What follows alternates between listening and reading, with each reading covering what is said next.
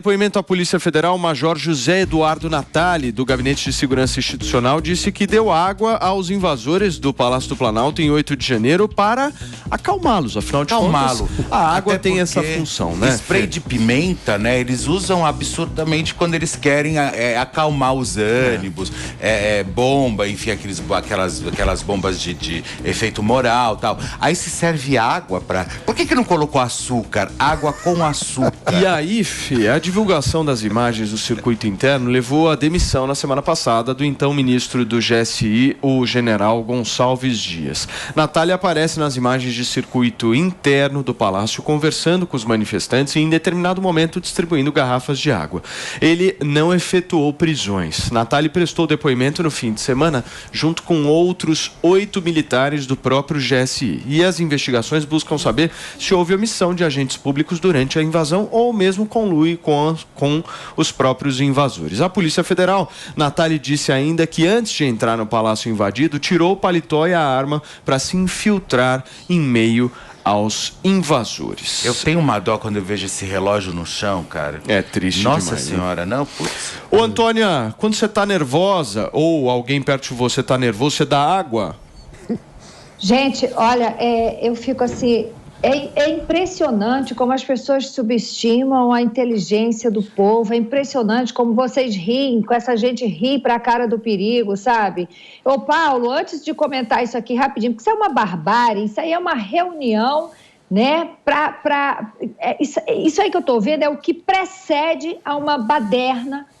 E foi tudo muito combinado e organizado, é tudo muito simples, não sei porque que ainda se fala disso. Mas eu queria, como o deputado falou, deixa eu dar uma contribuição rapidinho a respeito desse negócio de fake news, que eu sei que é um assunto que já passou, tá? Mas é rapidinho, é muito simples, gente. Censura é censura, fake news é fake news. Por que estão complicando as coisas? Fake news é crime. Tem que ter um mecanismo simples que diga, olha, isso que determine, isso aqui é fake news. Eu sou vítima de fake news. Não sei se alguém aí da bancada já foi. Isso assassina a reputação.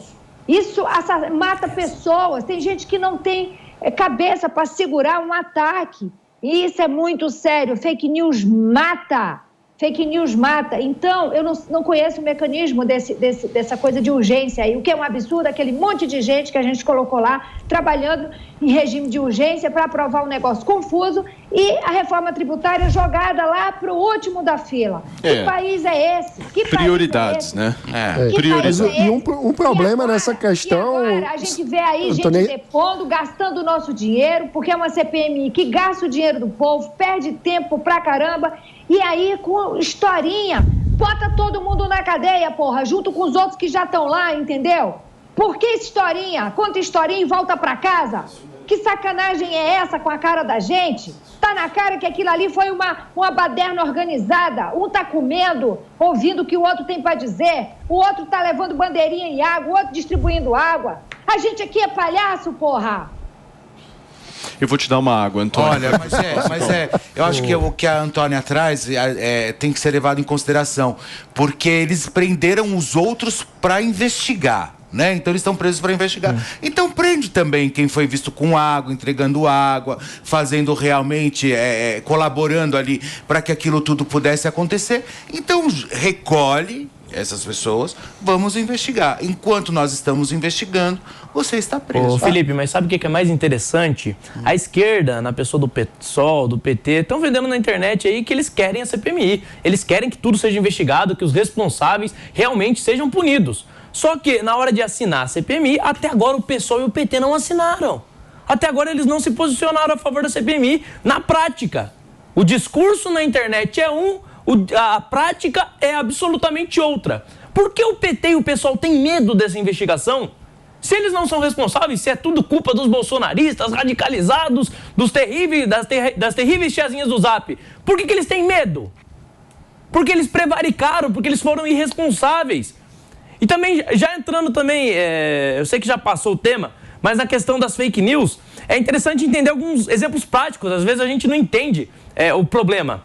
O problema é o seguinte, hoje em dia a gente pode, por exemplo, discutir a participação das trans no esporte feminino, por exemplo. Isso daí, caso esse PL seja aprovado, vai ser limitado. Você não vai mais poder discutir esse tipo de tema por ser potencialmente um crime de discriminação. O deputado Deltan Dallagnol também alertou para que alguns versículos bíblicos podem ser retirados do ar caso esse PL seja aprovado. Então, assim, eles agora não julgam aquilo que realmente deve ser julgado, o PT não se posiciona a favor da CPMI, que realmente deve acontecer, deve haver investigação, e se engaja com todas as forças para calar a boca de quem pensa diferente, para calar a boca de quem está na rede social fazendo oposição, para limitar a fala. Gente, sem liberdade de expressão você não tem participação política, sem participação política você não tem democracia. Posso falar um negócio para vocês? Eu não sei se eu estou errado nisso, mas a mentira sempre existiu, certo? Sim. A fake news é uma mentira tecnológica, certo? Potencializada pela facilidade. Basicamente é isso. É uma mentira mais embalada como jornalismo. A sociedade, de alguma forma, na época medieval, conviveu com a mentira e cá entre nós. Sempre vai conviver porque existe uma coisa chamada ser humano. Exato. Ser humano. Paulo, então, uma coisa é uma pessoa anônima ir na Cracolândia do Twitter e ficar falando besteira. Outra coisa são pessoas que estudaram jornalismo, ficar comentando fake news, assassinando reputações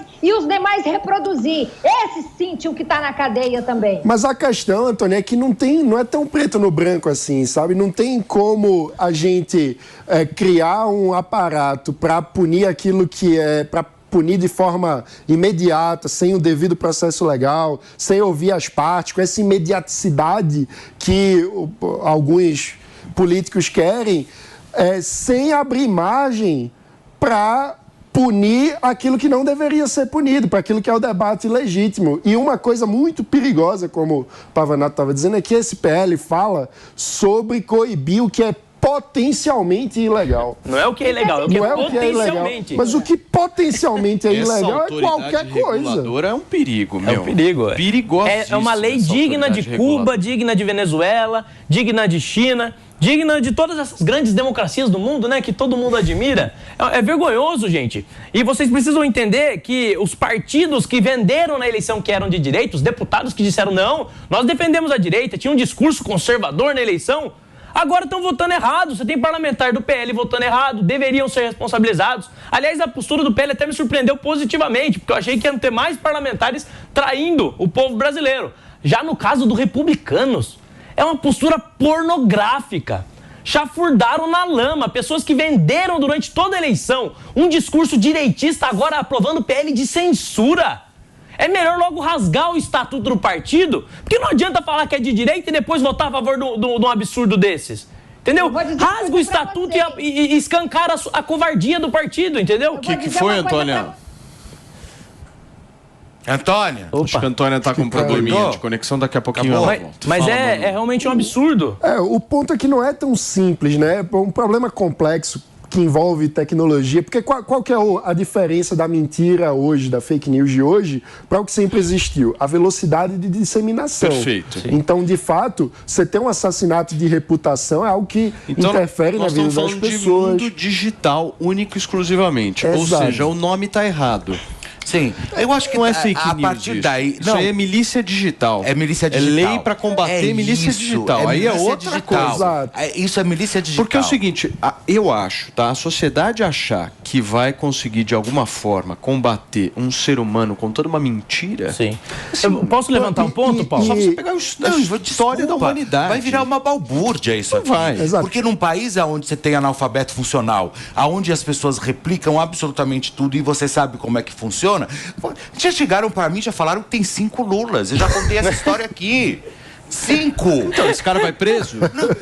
Não, o Lula morreu e tem mais 4. Querido, então... Eu falei, é mesmo? Eu falo, gente, como que eu vou lidar com esse tipo de informação? Só que isso, tem muita gente que acredita, porque isso foi disseminado no WhatsApp. Posso levantar um ponto? Então nós estamos falando de milícia digital, aí é uma outra coisa. É milícia digital, mas é milícia digital. Mas disseminação de informação. Como que você faz a diferenciação entre o que é uma milícia digital e o que é, por exemplo, um grupo político que está organizando organizando uma mobilização sobre um tema relevante e legítimo do debate público. É difícil. Então, é justamente esse debate que precisa ser feito com muito critério e não dessa forma atropelada que está sendo feita no Congresso. O Arthur Lira está tentando tratorar um tema que o mundo democrático não tem uma resposta pronta. Não existe uma fórmula de bolo testada que a gente sabe que, não, esse caminho aqui é o caminho que as democracias já testaram e esse caminho vai preservar o ambiente do debate público, preservar reputações que não devem ser queimadas, preservar as pessoas... Ou seja, mano, se fosse para ter algum tipo de mudança no rito tradicional da casa, deveria ser um rito para o processo ser mais lento, porque é um tema difícil. Claro. Um ponto que eu quero levantar. O WhatsApp é uma rede social. Sim. Só que, como que você vai regular o que as pessoas estão falando na sua privacidade? Agora o Estado vai violar a privacidade das pessoas para combater a disseminação de fake news? As mensagens são criptografadas, então, em tese, o próprio WhatsApp não sabe previamente qual é o conteúdo das mensagens. Então, o PL está trazendo algumas coisas que são irreais, que são descoladas da realidade de como funcionam os meios digitais. Só para a gente fechar, tem um outro ponto seríssimo, que é a transferência do algoritmo das empresas privadas para a gerência estatal. Isso aí é coisa de maluco, Porque aí é o Estado chegando e falando o seguinte: mano, você vai falar? Beleza, pode falar. Mas eu, Estado, vou entregar para 10 pessoas. Hoje já acontece isso, mas de alguma forma, o cidadão que está nos ouvindo e nos assistindo, ele é refém. Nós somos aqui reféns em âmbito de rede social dos caras. A diferença é, você prefere ser refém de uma empresa privada ou um refém de um governo? Essa é a discussão. Exato. Porque hoje nós somos reféns de empresas privadas, isso sem dúvida. A empresa vai lá, mexe o botãozinho, o Felipe Campos postou um vídeo. Aí um vídeo que ele tá com uma puta de uma expectativa legal. Só que num determinado dia, tá um céu meio nebuloso, as redes sociais falam que o vídeo do Fê não vai rodar. E acontece isso. Acontece. Eles vão lá, reduzem o botãozinho e aí o alcance da publicação do Fê não chega. Isso acontece com todos nós, certo? Só que eu vou ser sincero, eu prefiro que isso continue do jeito que tá, do que a gente repetir a máxima de um grande pensador brasileiro chamado Tiririca. Pior que tá, fica. E é verdade. É verdade. Pode ficar pior. O que você está dizendo, Paulo, é basicamente que a liberdade de expressão vai deixar, nesse caso, de ser um direito individual e vai passar a ser uma concessão estatal. O Estado vai determinar se você tem ou não liberdade de expressão. E você acha que o Estado vai conceder liberdade de expressão para quem? Para quem apoia o regime ou para quem é contra o regime? É óbvio que ele vai limitar quem fala diferente, quem pensa diferente, vai limitar conteúdos que ameaçam o status quo. E é isso que eles querem. É por isso que tem tanta pressa em avançar com essa pauta, é por isso que a gente tem que estar atento e nós não temos, às vezes, a noção da gravidade do tema. Deixa eu só chamar a Antônia. Cadê a Antônia aqui? Coloca a Antônia na tela, Mari, por favor, para a gente poder conversar. A Antônia ia falar, acho que a conexão... Ainda não temos a Antônia, daqui a pouco. Mas eu achei interessante também o que o Cláudio disse, né? Quando ele traz, que ele publica a matéria, o Cláudio Dantas lá de Brasília, e que ele tem ali, né? Ele foi processado, inclusive está respondendo judicialmente por tudo isso. Começa a ficar muito difícil para a gente que vai trabalhar. Sabe? Porque você imagina como você vai lidar com a notícia. Principalmente ele, que tinha todas as provas, tinha o documento, tinha análise, tinha os áudios, tinha absolutamente tudo, e ele foi processado. Agora, Google pagando publicidade em jornais brasileiros impressos para ser contrário. Impressionante a força aí que essas empresas estão tentando em âmbito publicitário. Por favor, Antônia, você estava falando, meu amor, aí a sua conexão caiu. Gente, hoje está osso, viu? Fazer remoto dá nisso. Eu até me perdi aqui. Essa coisa das pequenas empresas, os pequenos anunciantes se prejudicar com essa lei, isso é uma loucura tudo isso que está acontecendo, entendeu? Porque, por exemplo, eu tenho minhas pequenas patentes, eu coloco meu nome em algumas marcas, né? E ganho comissão para isso. Então, a gente impulsiona para tentar sair da minha bolha, dos meus seguidores. Estou me colocando como exemplo porque eu falo só do que eu entendo, não fico por aí de chotômetro. E aí a gente impulsiona. Se o que a gente impulsiona, o pouco que a gente tem para impulsionar, tiver que dobrar, que triplicar, e a gente não vai ter condições de anunciar, e aí a gente não tem venda, e aí todo mundo morre na casca. Isso é um perfeito desserviço que está acontecendo. Eu realmente estou muito preocupada. As únicas empresas que não vão, ou então os únicos veículos que não vão, né, ser punidos por fake news, são aqueles que nadam, lógico, a favor de toda uma história, né? Porque quem é que vai editar o que é fake news ou o que não é fake news? Fê, mas... Isso, sem dúvida alguma, isso é mordaça, gente. Eu quero chamar a atenção... Isso é mordaça. Você não acha que é mordaça? Fê, isso é mordaça, isso é censura. Fê, imagina o Bolsonaro ou o Lula tendo um botãozinho ali de aumenta o alcance ou diminui o alcance. Então, por exemplo, você pega aqui um Cláudio Dantas, que é um jornalista que visivelmente incomoda de alguma forma alguns setores. Lá em Brasília, sim, petistas, muito. Você imagina, certo? ele tá no cara que vai lá e tá no fala olho do furacão. Ele tá no olho do furacão. O Lula vai lá, pega o botãozinho do algoritmo e diminui, assim, como se fosse a regulagem de um som. Quando você está no carro, você não vai lá e aumenta o som para ouvir melhor aquela música e tal. O Lula vai lá e mexe no botãozinho. Eu acho que esse é o melhor argumento para falar com as pessoas, porque... Agora eu vou falar uma coisa para vocês. Eu fiz uma publicação da Janja no meu Instagram, né, lá no Felipe H. Campos. Coloquei lá. E coloquei, né, mais sobre a série Janja em Portugal. E pus lá a fotinho dela, da bruxinha do lado e tal. Meu, Paulo, em uma hora, eu perdi 3 mil seguidores. Em uma hora. Mas é que você é new left. Não, desculpa. Isso não existe. Isso não existe. É alguma história, que é alguma chave, alguma coisa que eles têm nessa rede social, nesse negócio chamado Instagram, lá naquele porão que eles... Deve ter 50 mil funcionários trabalhando ali. Que eles vão lá e apertam algum botão que te derruba.